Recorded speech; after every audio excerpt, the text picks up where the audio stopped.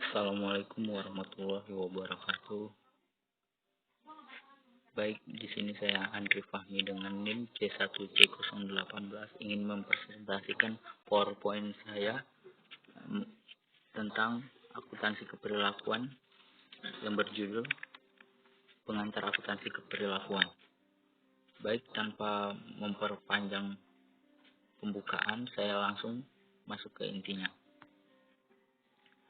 Pengertian akuntansi keperilakuan. Akuntansi keperilakuan, sebelumnya saya akan menjelaskan itu pengertian akuntansi. Akuntansi ialah jasa yang berfungsi untuk menyediakan informasi yang seimbang dan tepat mengenai urusan keuangan perusahaan, baik yang bersifat bisnis maupun perusahaan nirlaba, untuk membantu pengguna eksternal maupun internal dalam membuat keputusan ekonomi. Akuntansi keperilakuan ini maksudnya adalah ilmu yang menjelaskan tentang efek dari perilaku manusia sehingga dapat mempengaruhi data-data akuntansi dan juga pengambilan keputusan di dalam usaha maupun perusahaan.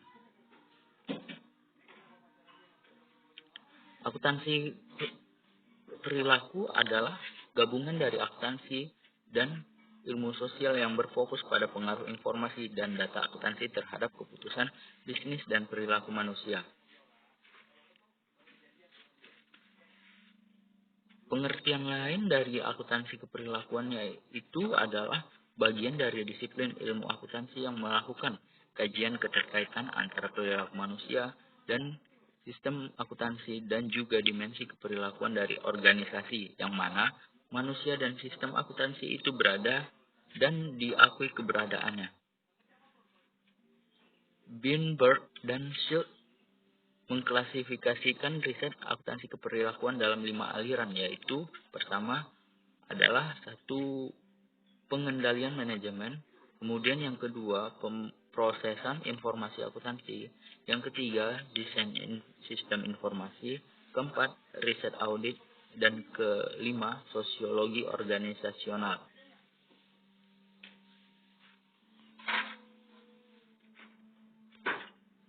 Kemudian slide selanjutnya yaitu adalah akuntansi konvensional. Akuntansi konvensional ini merupakan akuntansi sebagai suatu disiplin jasa yang mampu memberikan informasi yang relevan dan tepat waktu mengenai masalah keuangan perusahaan dan untuk membantu pemakai internal dan eksternal dalam proses pengambilan keputusan.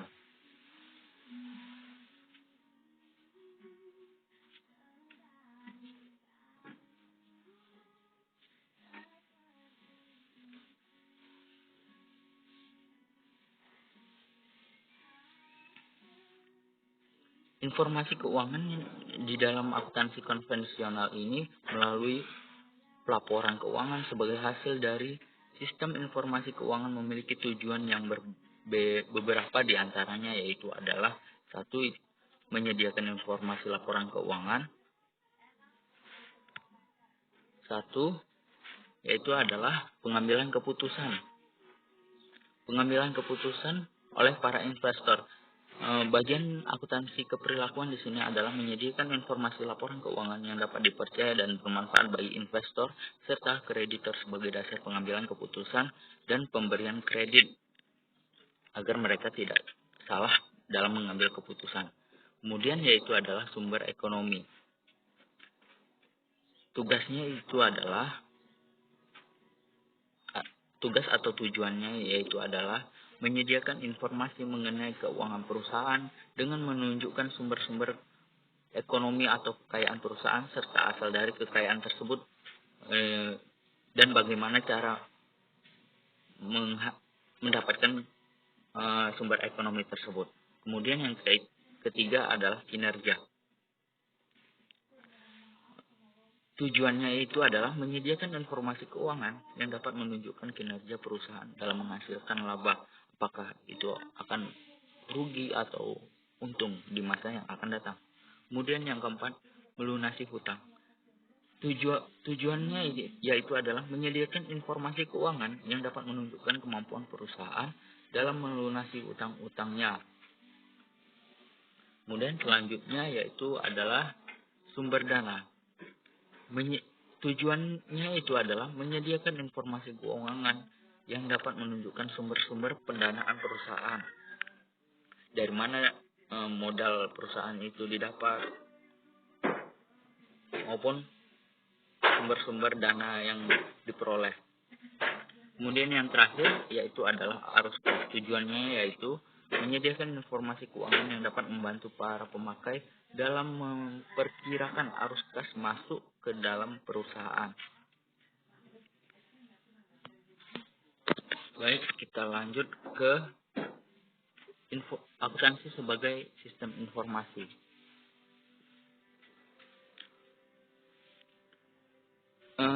Akuntansi sebagai suatu sistem informasi di dalam konteks ini dapat diartikan sebagai suatu kesatuan yang kompleks dan dibentuk dari berbagai komponen yang saling berkaitan. Karakteristik sistem secara keseluruhan harus memiliki sasaran, input, output, dan lingkungan untuk mencapai target geser yang telah ditetapkan. Akuntansi itu adalah sistem. Maksudnya di sini akuntansi adalah sistem, yaitu sistem informasi yang baru dapat juga menimbulkan hubungan kerja yang baru di antara karyawan yang ada, perubahan pekerjaan, bahkan mungkin perubahan struktur organisasi.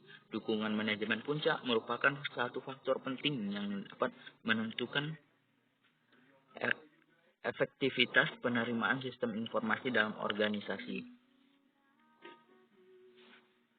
Jackson mengemukakan beberapa alasan mengapa keterlibatan manajemen puncak dalam pengembangan sistem informasi merupakan hal yang penting, yaitu 1. Pengembangan sistem merupakan bagian yang terintegrasi dengan perencanaan perusahaan. Kemudian yang kedua, manajemen puncak merupakan fokus utama dalam proyek pengembangan sistem. Kemudian yang ketiga, manajemen puncak menjamin penekanan tujuan perusahaan daripada aspek teknisnya. Keempat, pemilihan sistem yang akan dikembangkan didasarkan pada kemungkinan manfaat yang akan diperoleh dan manajemen puncak mampu untuk menginterpretasikan hal tersebut. Dan yang terakhir, keterlibatan manajemen puncak akan memberikan kegunaan dalam pembuatan keputusan yang lebih baik dalam pengembangan sistem. Itulah tadi beberapa alasan keterlibatan manajemen puncak dalam pengembangan sistem informasi menurut Jackson.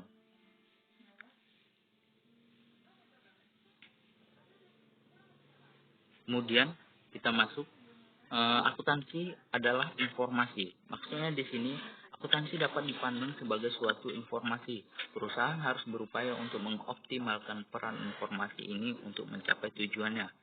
Informasi yang diperlukan oleh manajemen harus memiliki karakteristik seperti akurat dan tepat waktu.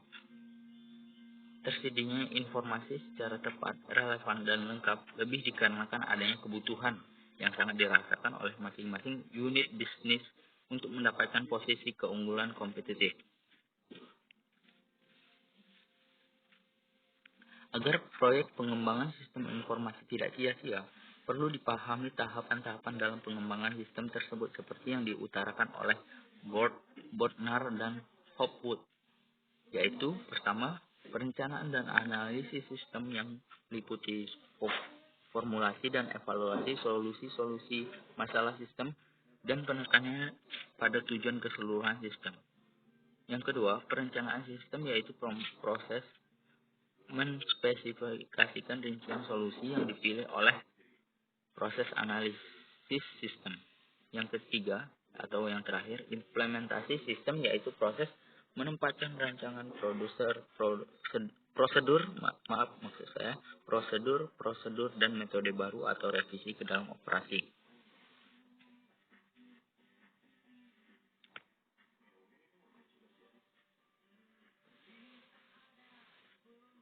Kemudian yaitu kita masuk ke materi kedua, yaitu perkembangan sejarah akuntansi keperilakuan. Riset akuntansi keperilakuan merupakan suatu bidang baru yang secara luas berhubungan dengan perilaku individu kelompok, dan organisasi bisnis terutama yang berhubungan dengan proses informasi audit dan akuntansi. Studi terhadap perilaku akuntan atau perilaku dari non-akuntan telah banyak dipengaruhi oleh fungsi akuntan dan laporan. Riset akuntansi keperilakuan meliputi masalah yang berhubungan dengan 1. Pembuatan keputusan dan pertimbangan oleh akuntan dan auditor. Yang kedua, pengaruh dari fungsi akuntansi seperti partisipasi dalam penyusunan anggaran, karakteristik sistem informasi, dan fungsi audit terhadap perilaku baik karyawan, manajer, investor, maupun wajib pajak. Yang ketiga, pengaruh dari hasil fungsi tersebut seperti informasi akuntansi dan penggunaan pertimbangan dalam pembuatan keputusan.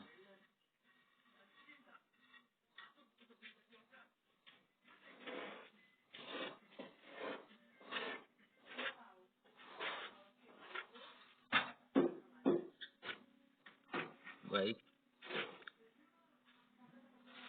Pada bulan Juni 1951,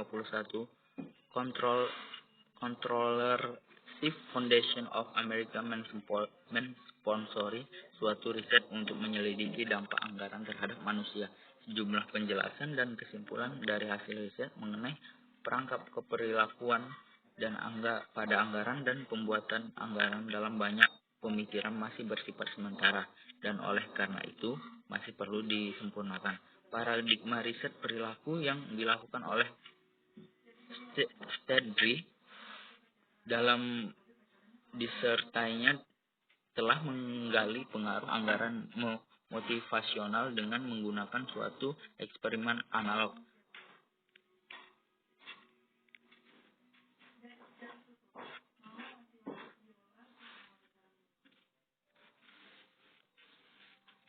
Mulai dari tahun 1960 sampai 1980-an, jumlah artikel mengenai akuntansi keperilakuan semakin meningkat.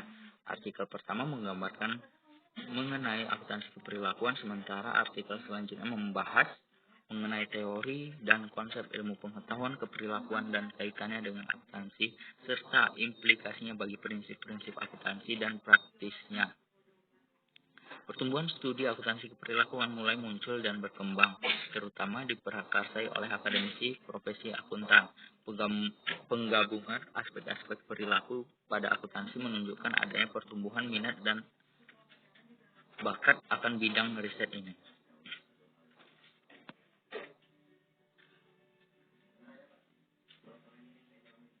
Baik, materi ketiga yaitu adalah landasan teori dan pendekatan akuntansi keperilakuan.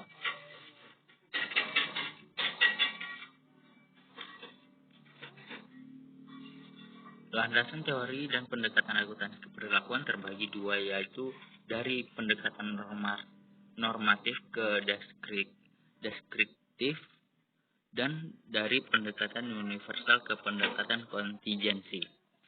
Yang pertama itu dari pendekatan normatif ke deskriptif.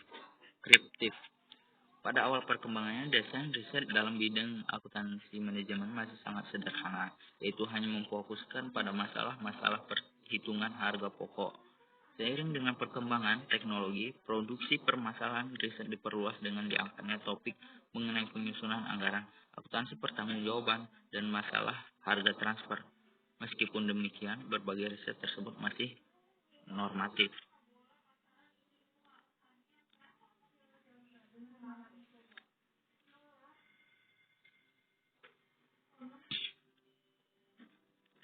Kemudian, yang selanjutnya dari pendekatan universal ke pendekatan kontingensi. Riset keperilakuan pada awalnya dirancang dengan pendekatan universal. Tetapi, karena pendekatan ini memiliki banyak kelemahan, maka segera muncul pendekatan lain yang selanjutnya mendapat perhatian besar dalam bidang riset, yaitu pendekatan kontingensi. Berbagai riset yang menggunakan pendekatan kontingensi dilakukan dengan tujuan mengidentifikasi berbagai variabel kontingensi yang mempengaruhi perancangan, dan penggunaan sistem pengendalian manajemen. Secara ringkas, berbagai variabel kontingensi yang mempengaruhi desain sistem pengendalian manajemen tersebut adalah sebagai berikut. 1. Ketidakpastian. 2. Teknologi dan saling ketergantungan.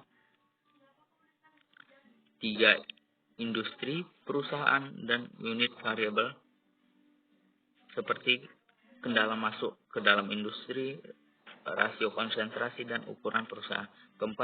Strategi kompetitif. Yang kelima, faktor-faktor yang dapat diamati.